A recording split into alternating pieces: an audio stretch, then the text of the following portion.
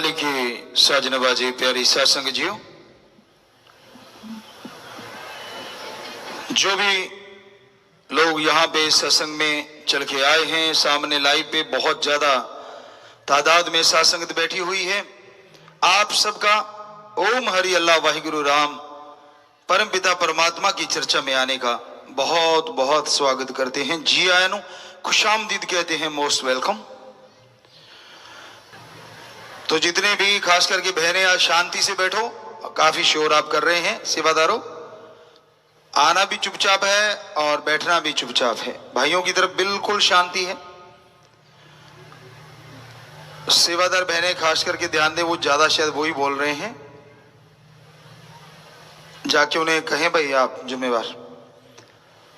तो आपकी सेवा में आज सच्चे दाता रहबर का भजन, किनारे पे सब खड़े हैं पापों की किश्ती छोड़कर, कब आएगा तूफान ले जाएगा किश्ती रोड़कर। आज का समय, आज का दौर ऐसा दौर है, ऐसा समय है कि इंसान प्रकृति का नाश कर रहा है, संस्कृति का नाश कर रहा है, इंसानियत को रस्ताल में ले जा रहा है।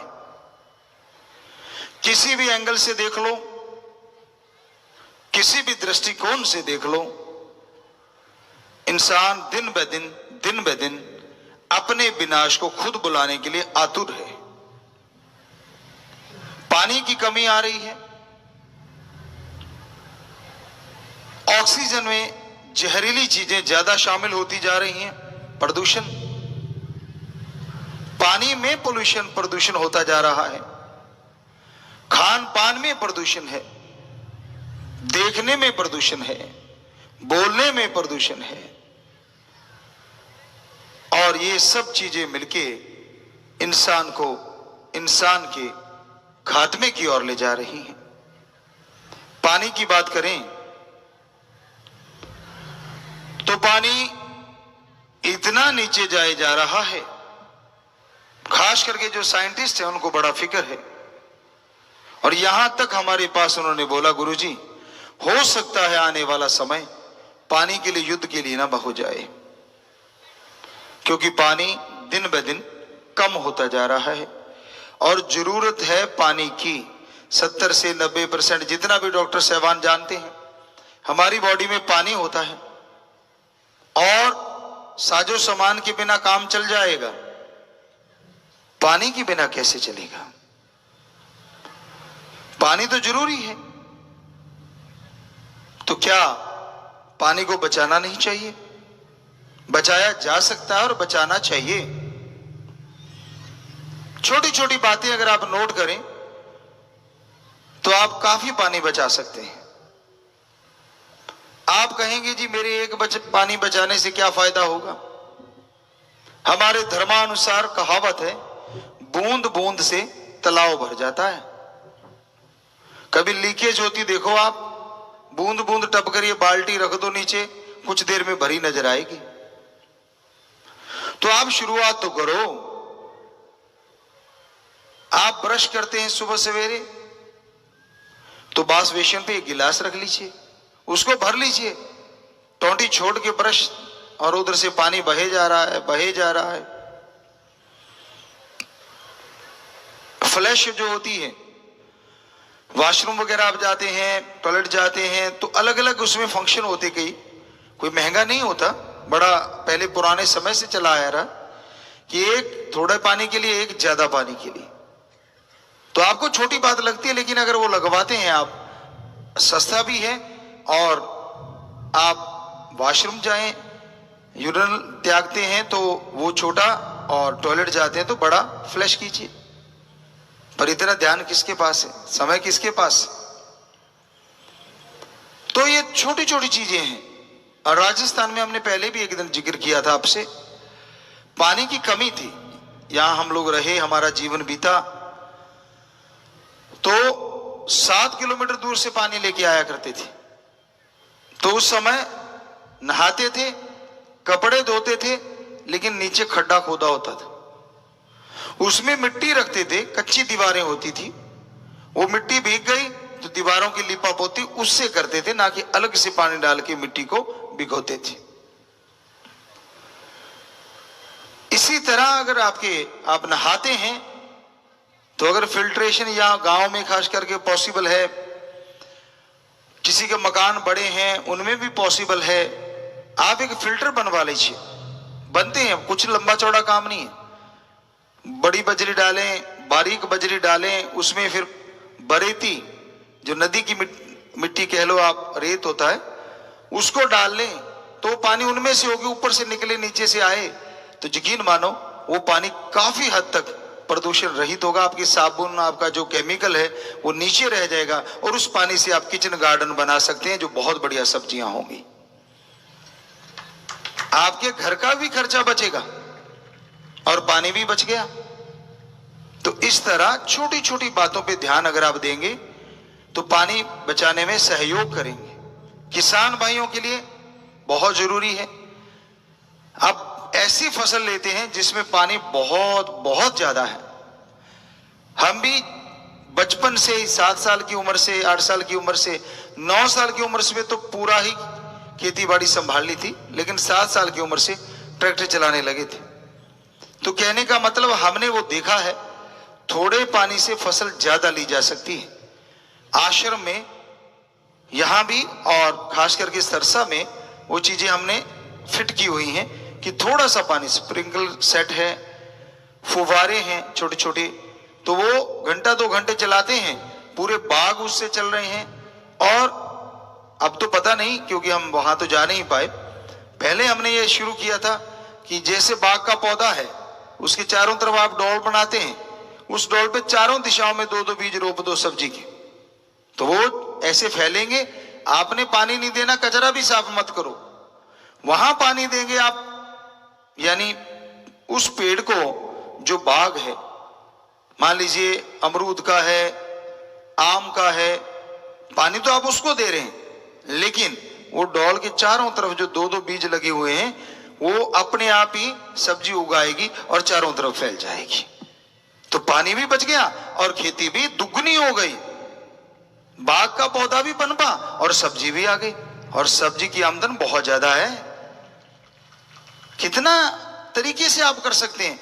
और आप पानी अपने लिए नहीं बचाएंगे, ये पूरे समाज की नहीं, पूरे देश की नहीं, पूरे वर्ल्ड की समस्या को आप हल कर देंगे अगर आप ऐसा अपनाने लगेंगे तो बहुत जरूरी है ऐसा कर पाना। हमने आश्रम में एक और तरीका अपनाया था, आप लोगों को अपनाना चाहिए। खास करके सुनने वाले बड़े गांव हैं, कॉलोनियां हैं, अभी इस पे डिस्कशन हो रही थी, क्यों ना शहर की ऐसी कॉलोनियों पे कुछ ऐसा रिसर्च किया जाए।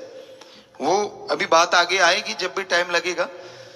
तो हमने अपने आश्रम की चर्चा आपको सुनाते हैं। बहुत बड़ा एरिया है, तो वहां बरसात हुई, बरसात का पानी आता था,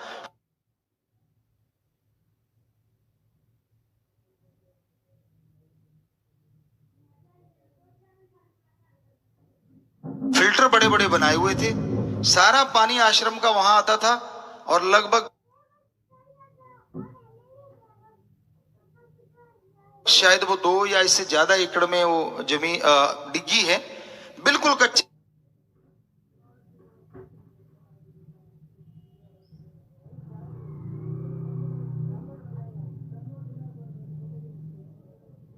साइडों में थोड़ी पक्की करवाई और नीचे दोमट माटी जो पानी को सोखती नहीं, वो लाके रख दी और पानी से सारा पानी उसमें भरता था। और हम खेती के जितने बाग सब्जियां उसी से ले लिया करते थे, और पानी को ना तो पानी नीचे गया और बरसात हुई।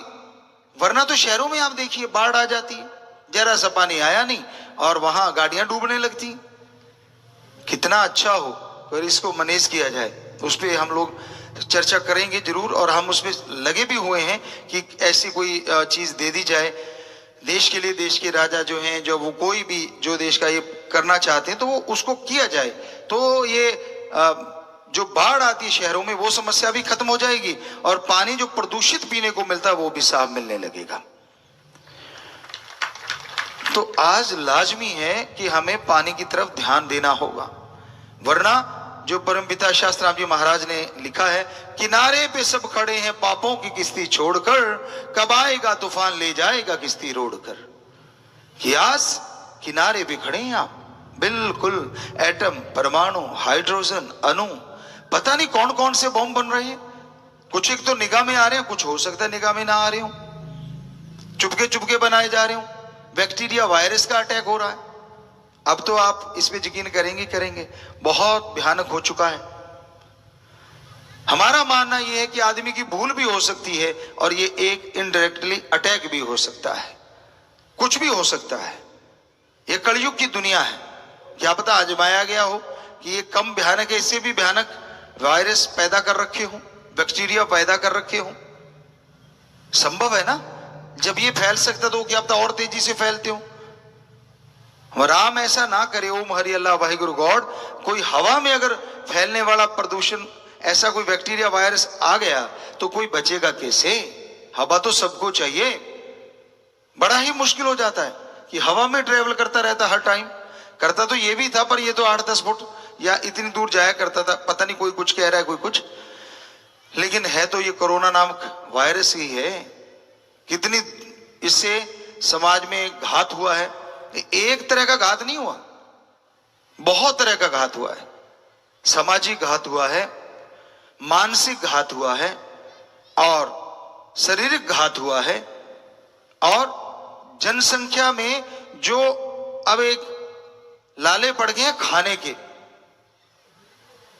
कहने का मतलब अर्थव्यवस्था वो भी पूरे वर्ल्ड में डाउन हो गई है बहुत हद तक, पूरी दुनिया में।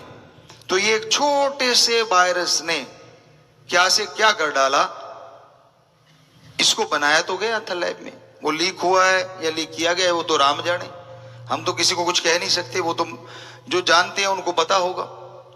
पर बनाया तो इंसान के द्वारा गया, क्योंकि वहां हमने एक खबर में सुना था, रशिया के एक साइंटिस्ट, बहुत बड़े साइंटिस्ट थे, उन्होंने बोला था कि भाई इसको 10 साल तक बनाया गया है, दवाइयां दे दे के और स्ट्रॉन्ग, थोड़ी सी मर गया तो आगे बार और स्ट्रॉन्ग किया गया। वो किस लिए बनाए जा रहे थे? क्या मानवता भलाई के लिए? क्या उससे पानी बचाया जाएगा आने वाले टाइम में? जी नहीं, इसलिए बनाए जाते हैं कि नाश कर दिया जाए, विनाश कर दिया जाए। हम पहले भी कहते थे अगर सारी दुनिया खत्म हो गई तो राज किस पे करोगे? आपको राजा कौन कहेगा ये तो बताइए। ध्यान ही नहीं है उधर, ख्याल ही नहीं है उधर, लगे हुए हैं मारो मार, ईगो अड़ी हुई है। घरों से ले लो आप, पहले घरों में शुरू होती है, फिर गांव में, फिर कस्बों में, फिर शहरों में, फिर देश में, फिर देशों में। और ये ईगो, अहंकार, मैं नहीं झुकना, मैं नहीं झुकना। और बच्चों को इस तरह की चीजें भी सिखाई जाती है कि झुकना नहीं है। पता नहीं एक दो बच्चों को देखा झुकने का नहीं, टेढ़ा सा मुंह करके, पता नहीं क्यों नहीं झुकने का भाई। अब राम के आगे क्यों नहीं झुकने का? ओम हरि अल्लाह वाहिगुरु के आगे क्यों नहीं झुकने का? किसने रोका है? ये तो बड़ी अजीब शिक्षा है। किस लिए नहीं झुकने का? क्योंकि हमारे धर्मों में तो दीनता, नम्रता का पाठ पढ़ाया गया है। क्या कहा गया है कि जितना पेड़ झुकता है उतना ही फल ज्यादा लगता है। पानी टीलों पे नहीं रुकता, वो नीची जगह पे आगे रुकता है। ऊंचा ब्याह तो क्या ब्याह, जैसे पेड़ खजूर, पंथी को छाया नहीं, फल ला गए अति दूर। धर्म तो ये सिखाते हैं, और आज हम अपना कल्चर पेश करें झुकने का नहीं। कमाल है, क्यों नहीं झुकने का भाई? हो सकता है उसका कोई मीनिंग और हो, पर आज बच्चे तो हर जगह पे लगा रहे हैं ना। उन्होंने तो हो सकता है अपना कोई मीनिंग निकाला हो, बोलने वाले ने अपनी जगह पे वो डायलॉग हो सकता है कोई सही हो जहां से इन्होंने पकड़ा है, लेकिन ये तो हर जगह के लिए अपने बाप को भी झुकने का नहीं, पैरों के हाथ नहीं लगाना, पैसा नहीं देता तो झुकने का नहीं, आकड़ के सामने खड़े हो जाना। ये क्या है? कल्चर किधर जा रहा है हमारी? क्या ये संस्कृति है हमारी? जी नहीं, हमारी संस्कृति सर्वोत्तम संस्कृति है, बड़ों के सामने झुकना और बड़ों का हाथ अपने आप सिर पे आ जाए आशीर्वाद के लिए।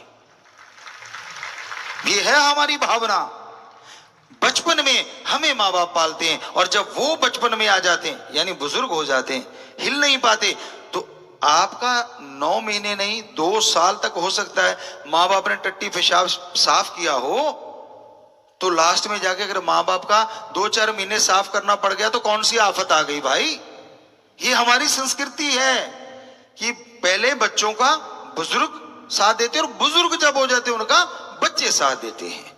विदेशों में ये नहीं पाया जाता, वहां तो पता नहीं चलता किसका बुजुर्ग कहां बैठा है। 8-10 शादियां हो जाती है, ना माँ का पता चले ना पिता का। सब जगह ऐसा नहीं है, पर हम जहां गए बहुत जगह पे ऐसा है। बच्चों से पूछा भी हमने वहां, वो कहते पता नहीं मेरी मम्मा कौन से वाली है, पापा का भी नहीं पता, थोड़ा चेंज हो गया सौदा सारा ही। 10 उसने शादियां करा ली, 10 उसने करा ली। कम से कम इस चीजों से तो हम बचे हुए हैं। आप जो अपने आप को सोचते हैं कि हम तो जी बहुत ही पढ़े लिखे और हमारा तो एक अलग ही एटीट्यूड है और हम तो कुछ और ही बन गए, जी नहीं, आप बल्कि बहुत पीछे चले गए। हमारे धर्म, हमारे पूर्वज इतने मजबूत थे कि पूरी दुनिया कभी इस देश में पढ़ने आया करती थी। और आप अपनी संस्कृति भूल के दूसरों की अपनाने चले हो, और वहां लोग हमें घेर लेते थे। गुरु जी आप बात सुनाइए, अपनी अपनी भाषा में वो बोला करते थे कि बहुत अच्छा लग रहा है, आप तो बड़ा ही बढ़िया चीजें सुनाते हो कि दिमाग को शांति आए, शरीर को शांति आए। तो ये संदेश तो हमने ही दिया पूरी दुनिया को कि शांति कैसे आती है, पवित्र वेदों ने दिया। 12,000 साल तो कम से कम पुराने मानते हैं, बाकी तो है तो आदिकाल के, पर इतना तो लोग मानते ही हैं। इतना पुरातन संदेश हमारा, लेकिन आप भाग रहे हैं बाहर की ओर। तो हर संस्कृति अच्छी होगी, हम किसी का बुरा नहीं कहते, पर हम तो इस संस्कृति, इस भारत देश की संस्कृति की बात करते हैं। ये सबसे नंबर 1 है, इसकी गारंटी हम दे सकते हैं, हर तरीके से नंबर 1 है। ज्वाइंट फैमिली हमारे पाई जाती है, विदेशों में तो कहीं कहीं कहीं हो सकती है, बहुत मुश्किल है। प्यार मोहब्बत बेगरज हमारे यहां संत पीर फकीर सिखाते हैं, गुरु महापुरुष सिखाते हैं बेगरज प्यार करना।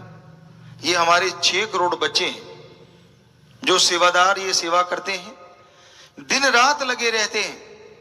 अब देखिए सामने अभी थोड़ी देर में दिखाएंगे आपको, कितने लोग नशा छोड़ने आज आए होंगे काफी जगहों पे, और ये घर घर जाते हैं, उनको हाथ जोड़ते हैं कि भाई जी आप चलो, आज आपका नशा छुड़ाएंगे, बुराइयां छुड़ाएंगे। तो वो सोचते हैं यार इनको कोई कमीशन मिलता होगा, जी नहीं, दुनियावी कमीशन नहीं मिलता, पर जो नर की सेवा करता है वो नारायण जरूर झोलियां भर देता है। वो राम अल्लाह वाहिगुरु गॉड कमी नहीं छोड़ता। तो ऐसे सेवादार, ऐसी साथ संगत, हम पहले भी कहा था कि वो हमारे दिल के टुकड़े हैं, आंखों के तारे हैं और जान से भी बढ़ के प्यारे हैं।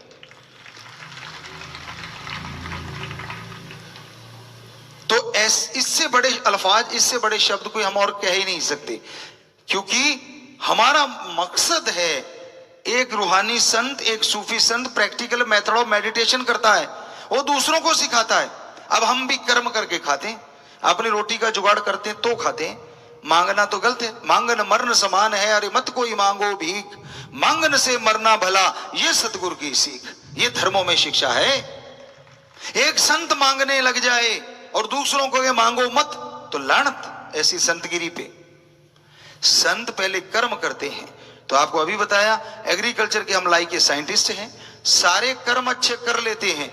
हम अपनी बढ़ाई नहीं, उस राम की बढ़ाई कि उन्होंने हमारे अंदर ये टैलेंट भरा, सारे कर्म कर लेते हैं और उससे कहीं ना कहीं खाने जितना तो जुगाड़ बन ही जाता है। हमारे नहीं, हमारे पूरे बच्चों के लिए हम बना सकते हैं, इतना कॉन्फिडेंस है, हमारी पूरी औलाद के लिए बना सकते हैं, जो लगभग 6 करोड़ के करीब है। कोई ऐसा ना सोचे कैसे मेहनत करके, कंप्यूटर हम जानते हैं, गाना हमें आता है, 47 काम हम कर लेते हैं फिल्म के, वो जितने भी कर सकते हैं हम, तो अगर उसका कैलकुलेशन किया जाए तो हमें लगता है अपने बच्चों के लिए काफी कर सकते हैं। और फिर ओम हरि अल्लाह वाहिगुरु गॉड से दिन रात अभ्यास में रहते हैं, समाधि में रहते हैं। तो शायद ये बाहर के काम ना भी करें, उससे कुछ भी मंगवा लें आप लोगों के लिए, शायद वो मान लेगा।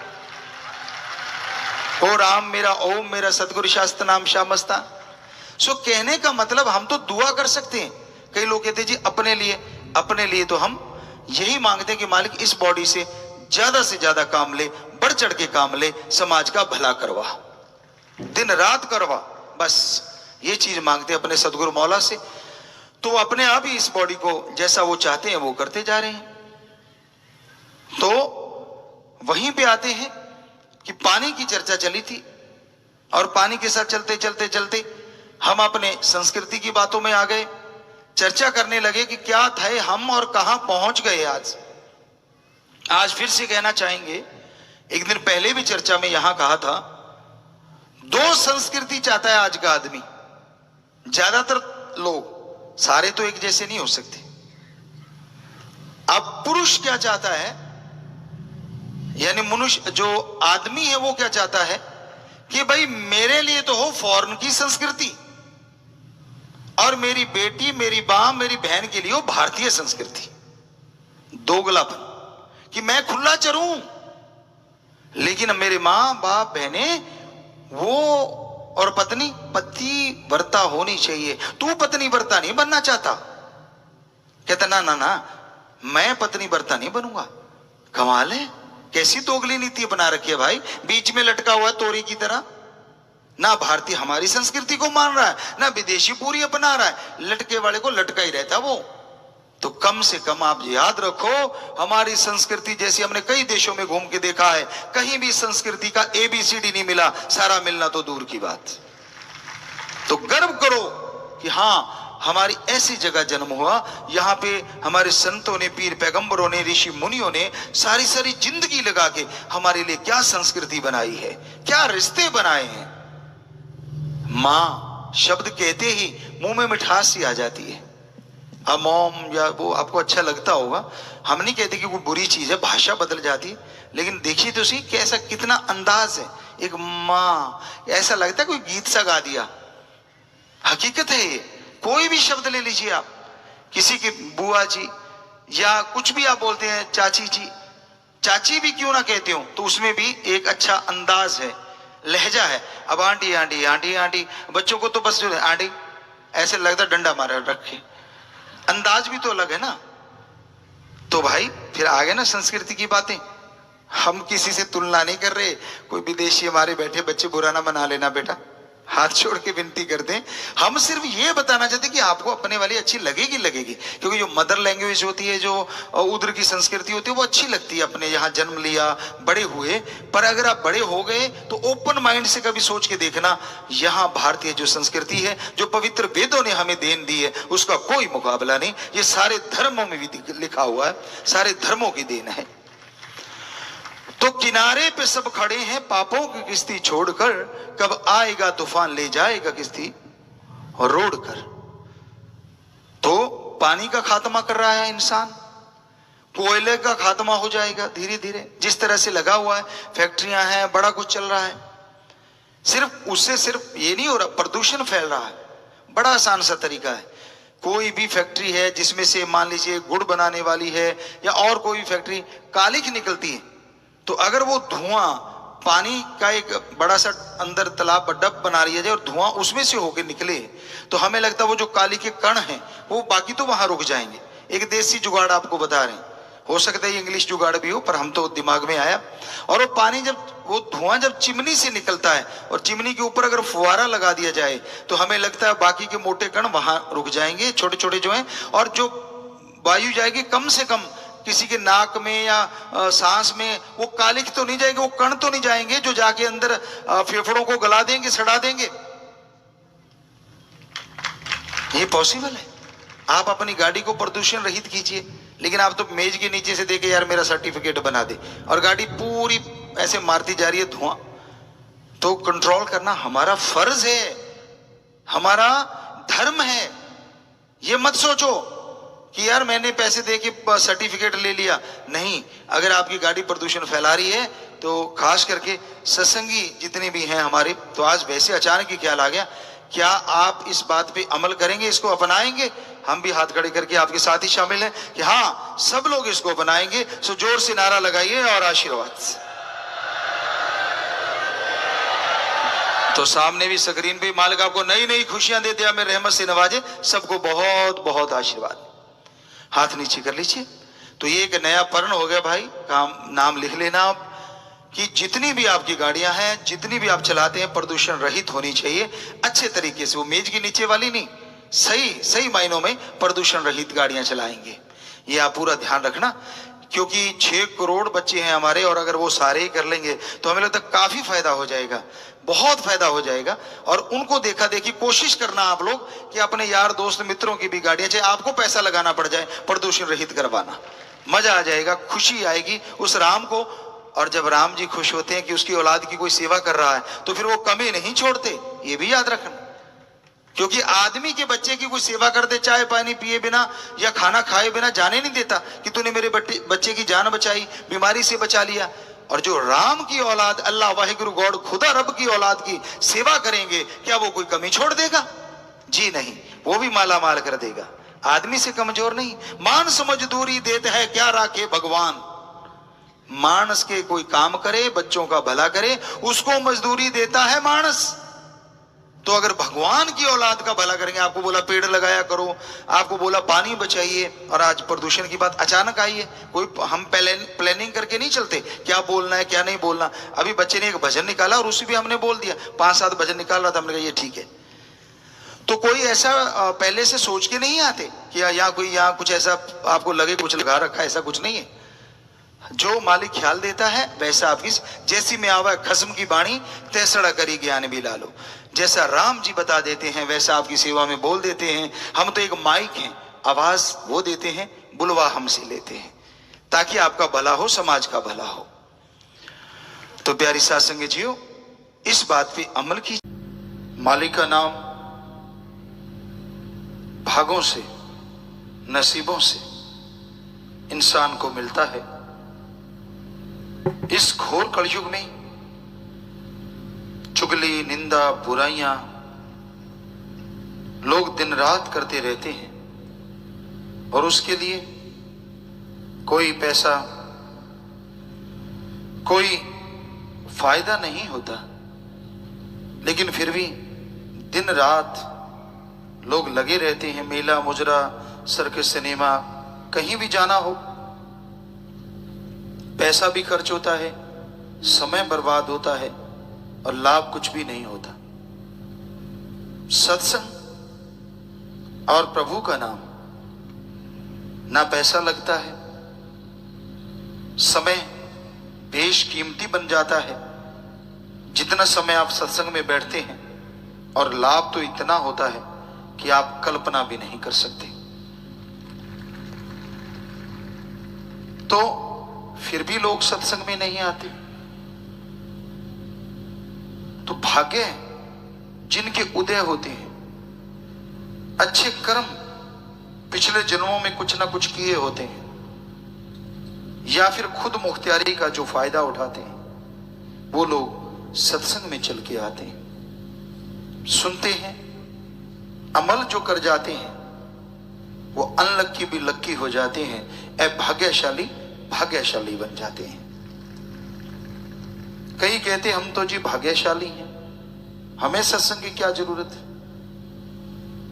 इंसान को कहते हैं वो मिलता है जो भगवान ने लिख दिया, कम ज्यादा नहीं मिलता। लोग ये कहते हैं, ये धारणा है। तो आप भाग्यशाली, बहुत अच्छी बात है, कृपा राम की, अल्लाह वाहिगुरु मालिक की। लेकिन सत्संग में आओ, वचन सुनो, अमल करो, तो अति भाग्यशाली इंसान बन जाता है। परमानेंट लगातार कोई भाग्यशाली बना रहे, ये बहुत बहुत बड़ी बात है। आपने देखा होगा जो आज बहुत अमीर हैं, उनके दादा को कोई जानता तक नहीं था।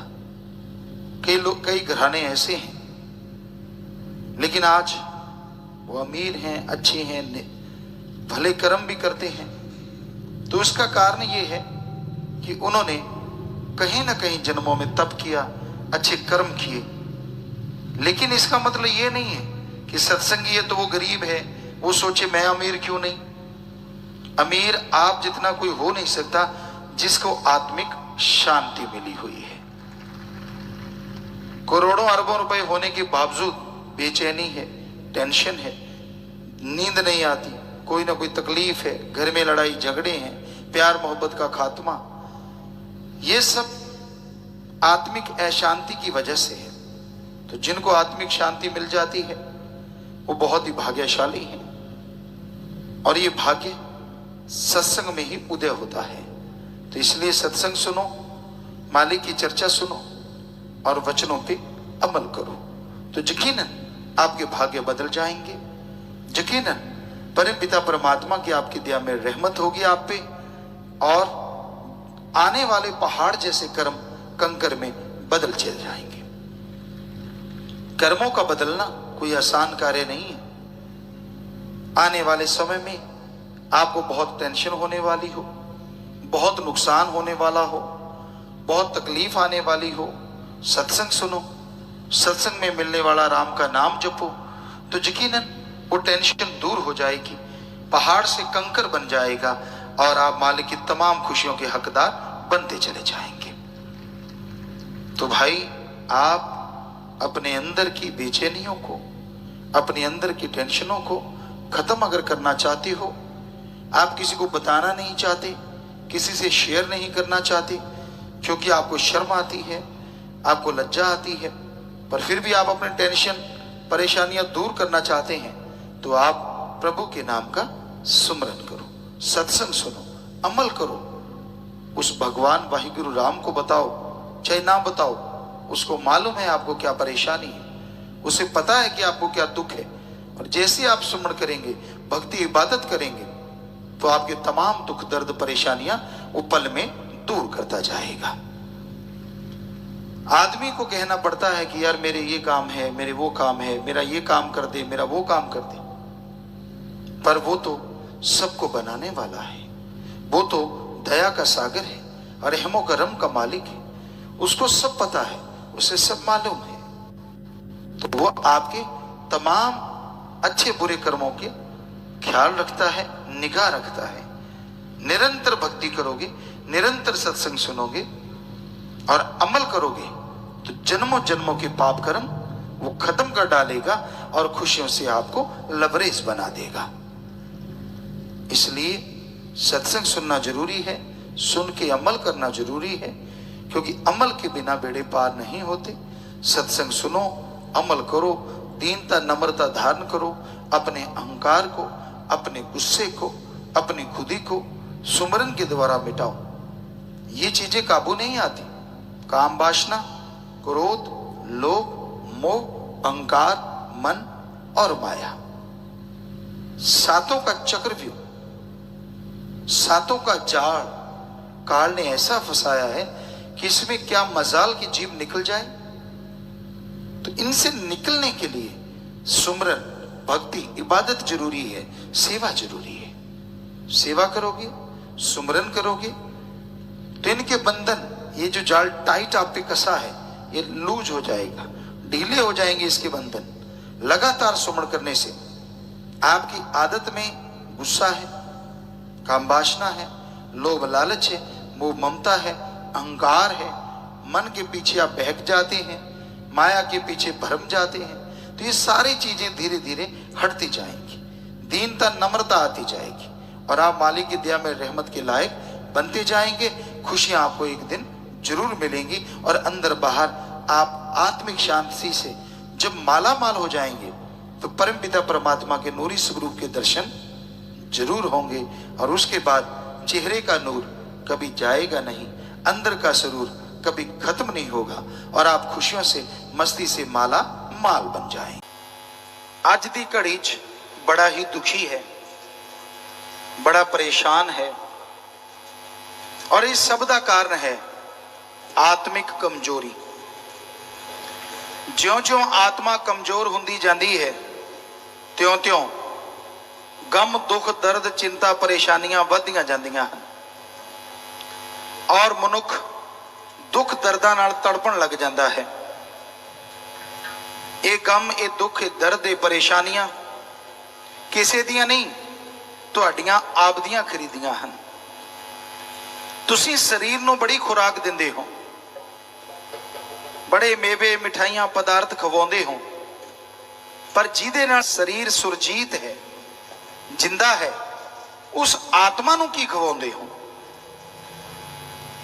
अगर आत्मा है तो 100 साल का बुजुर्ग भी छाला मारदा फिरदा है, और अगर आत्मा नहीं तो 6 ਮਹੀਨਿਆਂ ਦਾ ਬੱਚਾ ਜਿਸ ਚੋਂ ਆਤਮਾ ਚਲੀ ਜਾਵੇ 3-4 ਦਿਨਾਂ ਬਾਅਦ ਗਲਣਾ ਸੜਨਾ ਸ਼ੁਰੂ ਹੋ ਜਾਂਦਾ ਹੈ। ਸੋ ਆਤਮਾ ਇੰਨੀ ਜ਼ਬਰਦਸਤ ਹੈ। ਸਾਡੇ ਸਰੀਰ 'ਚ ਕਿੱਥੇ ਹੈ ਆਤਮਾ? ਪੈਰ ਤੋਂ ਲੈ ਕੇ ਸਿਰ ਤੱਕ ਆਤਮਾ ਹੀ ਆਤਮਾ ਹੈ ਤਾਂ ਇੱਕੋ ਹੀ ਆਤਮਾ, ਪਰ ਉਹਦਾ ਕੋਈ ਅੱਡ ਆਕਾਰ ਨਹੀਂ ਹੈ। ਸਾਡੇ ਪੂਰੇ ਆਕਾਰ ਵਿੱਚ ਜਿੱਥੇ ਵੀ ਤੁਸੀਂ ਕੋਈ ਆਕਾਰ ਦੇਖਦੇ ਹੋ ਉਹਦੇ ਨੀਚੇ ਤੋਂ ਲੈ ਕੇ ਉੱਪਰ ਤੱਕ ਆਤਮਾ ਹੁੰਦੀ ਹੈ। ਤੁਹਾਡੇ ਪੈਰਾਂ ਤੋਂ ਉੱਪਰ ਆਤਮਾ ਉੱਠਣ ਲੱਗ ਜਾਏਗੀ, ਤੁਹਾਡੇ ਪੈਰ ਸੁੰਨੇ ਹੋ ਜਾਣਗੇ। ਜਿਵੇਂ ਜਿਵੇਂ ਆਤਮਾ, ਜਿਹਨੂੰ ਆਮ ਪੰਜਾਬੀ 'ਚ ਕਿਹਾ ਜਾਂਦਾ ਸਾਹ ਤਾਂ ਨੂੰ ਚੜ੍ਹਦੇ ਜਾਂਦੇ, ਨਬਜ਼ਾਂ ਟੁੱਟਦੀਆਂ ਜਾਂਦੀਆਂ, ਅਸਲ 'ਚੋਂ ਨਬਜ਼ਾਂ ਜਾਂ ਸਾਹ ਨਹੀਂ ਹੁੰਦਾ, ਉਹ ਆਤਮਾ ਹੁੰਦੀ ਹੈ। ਜਿਉਂ-ਜਿਉਂ ਉਹ ਸਿਮਟਦੀ ਜਾਂਦੀ ਹੈ, ਜਿਹੜੇ ਹਿੱਸੇ ਤੋਂ ਉਹਨੇ ਕਿਨਾਰਾ ਕਰ ਲਿਆ ਉਹ ਸਰੀਰ ਦਾ ਹਿੱਸਾ ਬੇਕਾਰ ਹੋ ਜਾਂਦਾ ਹੈ। ਸੋ ਆਤਮਾ ਨੂੰ ਖੁਰਾਕ ਦੇਣ ਦਾ ਕਦੇ ਚਿੱਤ ਚੇਤਾ ਵੀ ਤੁਹਾਨੂੰ ਨਹੀਂ ਆਉਂਦਾ, ਇਸ ਲਈ ਦੁਖੀ ਹੋ, ਅੱਜ ਪਰੇਸ਼ਾਨ ਹੋ। ਆਤਮਾ ਦੀ ਖੁਰਾਕ ਕਿਹੜੀ ਹੈ? ਤੁਸੀਂ ਐਲੋਪੈਥੀ ਅੰਗਰੇਜ਼ੀ ਦਵਾਈਆਂ, ਆਯੁਰਵੈਦੀ ਦੇਸੀ ਦਵਾਈਆਂ, ਨੇਚਰ ਪद्धति ਬਿਨਾਂ ਦਵਾਈਆਂ ਤੋਂ ਜੋ ਇਲਾਜ ਕਰਦੇ ਹਨ, ਹੋਮਿਓਪੈਥੀ, ਕਿਸੇ ਕੋਲੇ ਚਲੇ ਜਾਓ ਤੁਹਾਨੂੰ ਇਹੋ ਜਿਹਾ ਟੌਨਿਕ ਨਹੀਂ ਮਿਲਣਾ ਜਿਹਦੇ ਨਾਲ ਆਤਮਾ ਬਲਵਾਨ ਹੋ ਜਾਵੇ। ਆਤਮਾ ਦੀ ਖੁਰਾਕ ਬਾਹਰੋਂ ਕਿਧਰੋਂ ਨਹੀਂ ਮਿਲਦੀ। ਫਿਰ ਕਿੱਥੇ ਹੈ ਆਤਮਾ ਦੀ ਖੁਰਾਕ? ਕਿਹੜੀ ਹੈ ਆਤਮਾ ਦੀ ਖੁਰਾਕ? ਆਤਮਾ ਦੀ ਖੁਰਾਕ ਹੈ ਵਾਹਿਗੁਰੂ ਦਾ ਨਾਮ। ਓਮ ਹਰੀ ਅੱਲਾ ਪਰਮਾਤਮਾ ਦੀ ਇਬਾਦਤ। ਰੱਬ ਦਾ ਨਾਮ ਸੱਚੇ ਦਿਲ ਨਾਲ ਲਿਆ ਜਾਵੇ ਤਾਂ ਉਹ ਆਤਮ ਬਲ, ਆਤਮਾ ਦੀ ਤਾਕਤ ਜੋ ਤੁਹਾਡੇ ਅੰਦਰ ਹੈ ਉਹ ਵੱਧ ਜਾਂਦੀ ਹੈ। ਆਤਮਾ ਜਾਗ ਉੱਠਦੀ ਹੈ ਔਰ ਤੁਹਾਡੇ ਹਰ ਤਰ੍ਹਾਂ ਦੇ ਗਮ, ਦੁੱਖ, ਦਰਦ, ਬਿਮਾਰੀਆਂ ਚੁਟਕੀ ਵਿੱਚ ਖਤਮ ਹੋ ਜਾਂਦੀਆਂ ਹਨ। ਜਿਸ ਤਰ੍ਹਾਂ ਦੁੱਧ ਦੇ ਅੰਦਰ ਘਿਓ ਹੈ, ਸਰੋਂ ਤਿਲਾਂ ਦੇ ਦਾਣਿਆਂ ਅੰਦਰ ਤੇਲ ਹੈ, ਧਰਤੀ ਦੇ ਅੰਦਰ ਪਾਣੀ ਹੈ, ਉਸੇ ਤਰ੍ਹਾਂ ਸੱਜਣੋ ਤੁਹਾਡੇ ਅੰਦਰ ਆਤਮ ਬਲ ਛੁਪਿਆ ਹੋਇਆ ਹੈ। ਤੁਹਾਡੇ ਅੰਦਰ ਆਤਮ ਬਲ ਦਾ ਦਾਤਾ ਖਸਮ ਪਰਮਾਤਮਾ ਛੁਪਿਆ ਹੋਇਆ ਹੈ।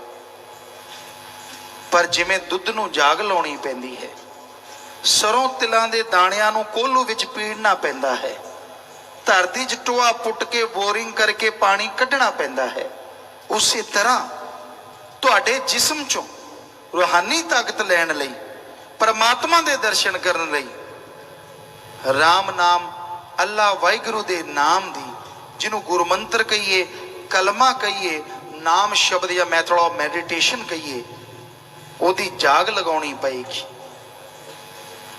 ਉਹਦਾ ਜਾਪ ਕਰਨਾ ਪਏਗਾ। ਜਿਉਂ-ਜਿਉਂ ਤੁਸੀਂ ਪਰਮਾਤਮਾ ਦੇ ਨਾਂ ਦਾ ਜਾਪ ਕਰਦੇ ਜਾਓਗੇ ਤੁਹਾਡੇ ਅੰਦਰ ਦੀ ਤਾਕਤ ਜਾਗਦੀ ਜਾਏਗੀ, ਆਤਮ ਬਲ ਵੱਧਦਾ ਜਾਏਗਾ, ਆਤਮਿਕ ਸ਼ਕਤੀਆਂ ਜਾਗ ਜਾਣਗੀਆਂ।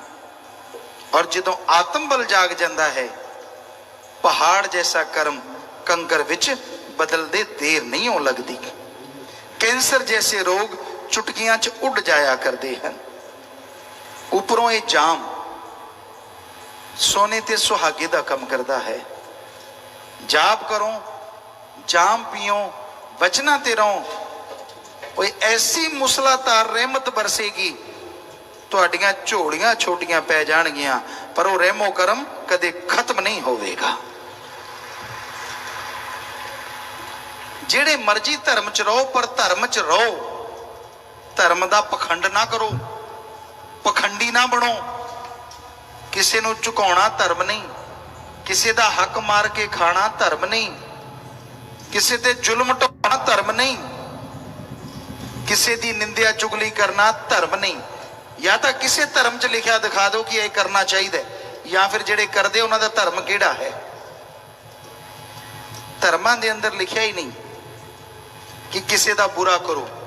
ਧਰਮਾਂ ਅੰਦਰ ਕੀ ਲਿਖਿਆ ਹੈ? ਸਰਬੱਤ ਦਾ ਭਲਾ ਮੰਗੋ क्यों मंगो? क्योंकि तुसी सरबत दा भला मंगोगे, परमात्मा किसी दा भला करे ना करे, पर तुहाडी अच्छी नीयत देख के तुहाडा और तुहाडे बच्चों दा भला जरूर करेगा। रब दी औलाद दा भला मंगना, रब नूं खुश करन दा इदों वधिया कोई तरीका नहीं हो सकता। भला मंगो, भला करो, तदे परमात्मा दी खुशियां दे हकदार बनोगे। नाटकबाजी, ढोंग ढकोसला करन नाल, दिखावा करन नाल रब नहीं खुश हुंदा। जिहो जिहियां मर्जी मूर्तां बनाई जाओ, जिन्नियां मर्जी पाउडर करीमां घसाई जाओ, रब इदां आशिक नहीं हुंदा। रब आशिक हुंदा है जिदों दिलो दिमाग दी मैल साफ हो जाती है। अंदर तां ठगी किवें मारीए, यार पड़ोसी अगे निकल गया उन्होंने चारे खाने चित किवें करिए, किसी दी जेब किवें कट्टिए, बेईमानी किवें करिए, जीव हत्या, नशे, बुराइयां, अंदर ये चल रहा है और बाहरों मत्थे टेकदा फिरदा है। एडा भोला खसम नहीं जिहड़ा मगर चलित्र ना जाने, इहदे घर विच ओही बस सकदी जिहड़ी सब चतराइयां भुल जावे। ओ वाहिगुरू परमात्मा एडा भोला नहीं जिहड़ा तुहाडे नाटकां ते आ जावे। उहनूं सब पता है तुसीं किस लई नाटक कर रहे हो, तुहाडे अंदर की है और बाहर की है, उहनूं पल पल दी खबर है। और उहदे घर च कौन खुशियां लै सकदी है? आत्मा जिहड़ी सब चतराइयां भुल जावे, सच्चे दिल नाल अंदरों परमात्मा नूं याद करे और बाहरों भी सच्चाई नेकी ते चले, ओहदियां झोलियां परमात्मा भरदा है। पाप कर्म करदे रहो, व्यवहार दे गंदे बनो, बुरे कर्म करो, वो दोनों जहानां च मारिया जाता है। क्योंकि परमात्मा दे नां ते जो भी कोई ठगी मारदा है वो कदे भी बख्शिया नहीं जा सकता। इसलिए वो आम कहावत है, एक घर दा डैन भी छड़ दिंदी है कि जदों परमात्मा दे नां लई आओ, रब दे नां लई आओ, सच्ची भावना लेके आया करो, लिच गड़िचियां ना करया करो। सच्ची भावना होवे, शुद्ध विचार होण, तुहाडा वाहिगुरू, तुहाडा राम, तुहाडा अल्लाह, तुहाडा गॉड की पता किहड़े रूप च तुहानूं दर्शन दे देवे। भावना सच्ची होनी चाहिए है, क्योंकि वो इको ही है, जिहड़े रूप च तुसीं चाहुंदे हो उस रूप च उन्हें प्रगट हो जाना है। जिथे उहदे नाम की चर्चा हुंदी है उत्थे वो दर्शन जरूर दिंदा है। सो अखां खुलियां रखो, कन खुले रखो, फकीर की गल सुनो और अखां खुलियां रखो, क्या पता परमात्मा किस रूप च कदों दर्शन दे देवे। सो इसलिए सत्संग विच आके अगर विचार करो, नाम दा जाप करो, तुहाडा आत्म बल बुलंदियां ते चला जाएगा। तुसीं बुरे कर्म करने छड्ड दिओगे, हर तरह के बुरे कर्मां तो गुरेज करोगे, परहेज करोगे और परमात्मा की दया में रहमत तुहाडे ते मुसलाधार बरसेगी। वो तो बरस रही है, पर जब तक नजर नहीं आती कोई पता नहीं चलता कि बरस रही है कि नहीं बरस रही। और जदों ही सिमरन करोगे, भले कर्म करोगे, वह रहमो करम बरसदा होया तुहानूं नजर जरूर आ जाना है। परमात्मा ये नहीं देखता तुहाडी जात केड़ी है, परमात्मा ये नहीं देखता तुहाडी उम्र केड़ी है, परमात्मा ये नहीं देखता तुहाडे कपड़े किहो जे हन। परमात्मा ये देखता है तुहाडे दिलो दिमाग च की चल रहा है। अगर छल कपट चल रहा है, सज्जनों जिन्ना मर्जी जोर ला लो, रब दे दर्शन नहीं कर सकते। और अगर भावना शुद्ध है, तुसी अमीर हो गरीब हो, बड़े हो छोटे हो, अगर भावना शुद्ध है तो सब नूं दर्शन दे दिंदा है। भावना का शुद्धिकरण करना जरूरी है। जद तक भावना शुद्ध नहीं करते मालक दे दर्शन नहीं होंगे। इंसान दा आशिक असी बचपन तो देखते आ रहे हैं, कोई नवी गल नहीं। नर मादा एक दूजे दे आशिक होंदे हन, चाहे वह पशु होण, पक्षी होण, परिंदे होण, कीड़े मकौड़े होण, इंसान होण, देवी देवता होण। अज तक कलयुग है, अज तक सिरे लगी पई है गल कलयुग वाली। इंसान यानी आदमी आदमी दा, औरत औरत दी ਆਸ਼ਿਕ ਹੋਈ ਪਈ ਹੈ। ਵਿਦੇਸ਼ਾਂ 'ਚ ਆਵੀ ਦੀ ਸ਼ਾਦੀਆਂ ਹੋ ਰਹੀਆਂ ਹਨ।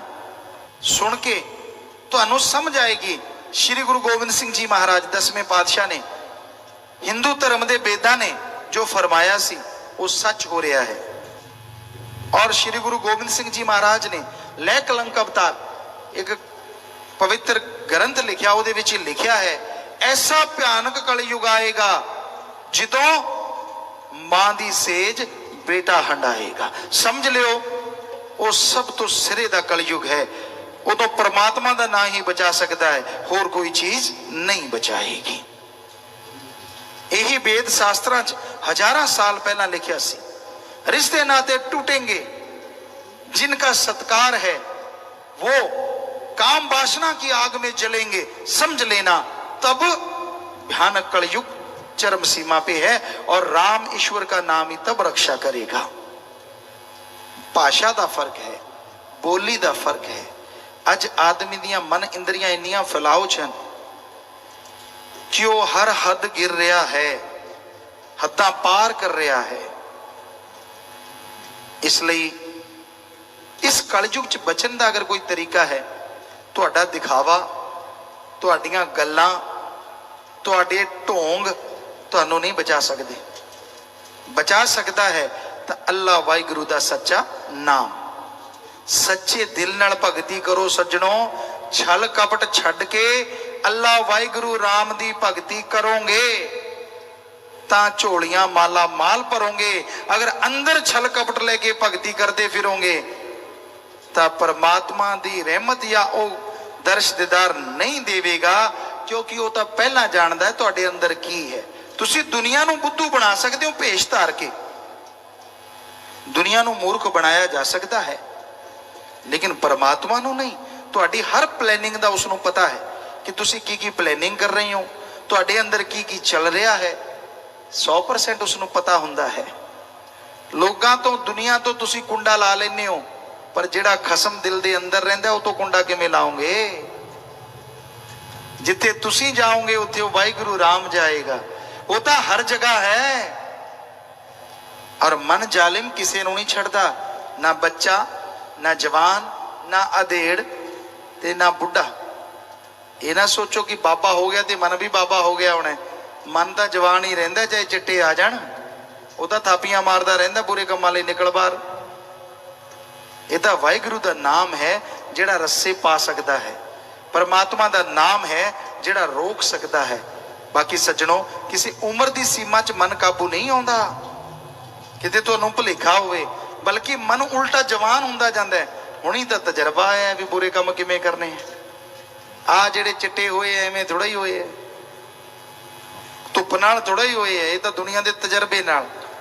ये नहीं पता भी मन होर कौतक सिख गया, होर चंद चढ़ाऊगा जिवें पंजाबी च कहा जाता है। इहदे नकेल कस के रखो, चाहे बच्चे हो, जवान हो, अधेड़ हो, बुजुर्ग हो। असीं तां इक्को ही गल जाणदे हां, अगर वाहिगुरू परमात्मा दा राम दा नाम जपदे हो तो मन काबू च रहेगा। अगर नाम नहीं जपदे सज्जनों, इहदा कोई भरोसा नहीं कदों दगा दे जावे, चलदा पैसा कदों खोटा हो जावे, कुछ भरोसा नहीं।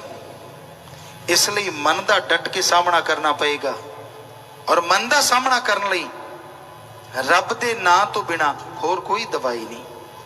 परमात्मा का नाम जपो, रब का नाम जपो, तदे तुहाडे विचार तुहाडे काबू च आउणगे, तदे तुहाडा सिमरन फलेगा फुलेगा, तदे तुहानूं खुशियां मिलणगियां, और तदे तुसीं उस दी रहमत नाल माला माल होवोगे।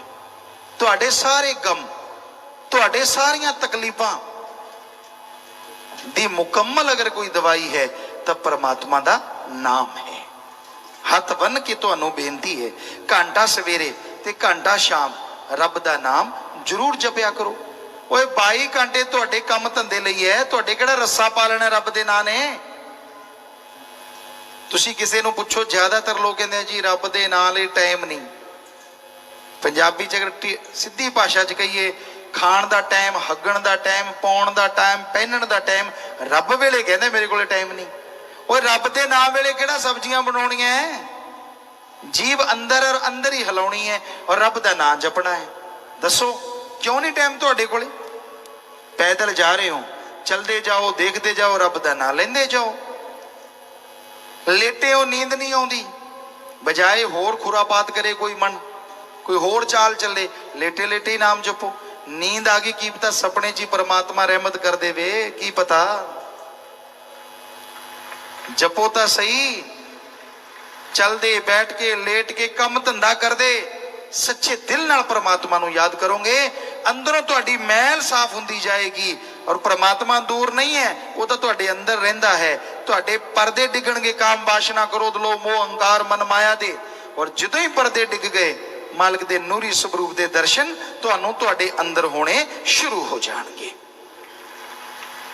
सो इसलिए रब दे नाम वल ध्यान दिओ, परमात्मा दे नाम दी भगती करया करो। असी ये नहीं कहते कि शरीर की सफाई ना करो, असी तो इस सफाई का बीड़ा उठाया होया है कि बाहरों सफाई रखो, शरीर की सफाई करो। पर अगर अंदर मैल है, बाहरों शरीर की सफाई नाल रब नहीं हो मिलता। हाँ, बाहरों शरीर की सफाई रखो, अंदरों राम नाम नाल सफाई करो। अगर एक खेत की बाड़ बहुत सोहनी होवे, अच्छा लगता है, मजबूत होवे, पशु आके फसल खराब नहीं करते, पर अंदर अगर फसल चो घाह फूस नहीं कटोगे तो नफा की खा कट लोगे। उसी तरह है, जिस्म सुंदर रहना जरूरी है, साफ सुथरा रखना जरूरी है। कई बीमारियां तुहाडियां खरीदियां नहीं आउणगियां, पर अंदर काम वासना क्रोध लोभ मोह अहंकार मन माया चुगली निंदा बुराइयां रूपी अगर घाह फूस उग्या पिया है, तो आत्मा नूं कदों बढ़ावा मिलेगा? आत्मा रूपी बीज या रब दे नाम दा बीज किवें वधेगा फुलेगा और किवें वाहिगुरू दे दर्शन होणगे सजणों। इसलिए रब दे नाम नाल परमात्मा दी भगती नाल अपने अंदर नूं साफ करो, बचना ते पक्के रहो, मन मते ना चलो। फिर देखो किवें मालिक दी रहमत बरसती है और किवें तुहाडे दुख दर्द परेशानियां पल विच दूर हो जांदियां।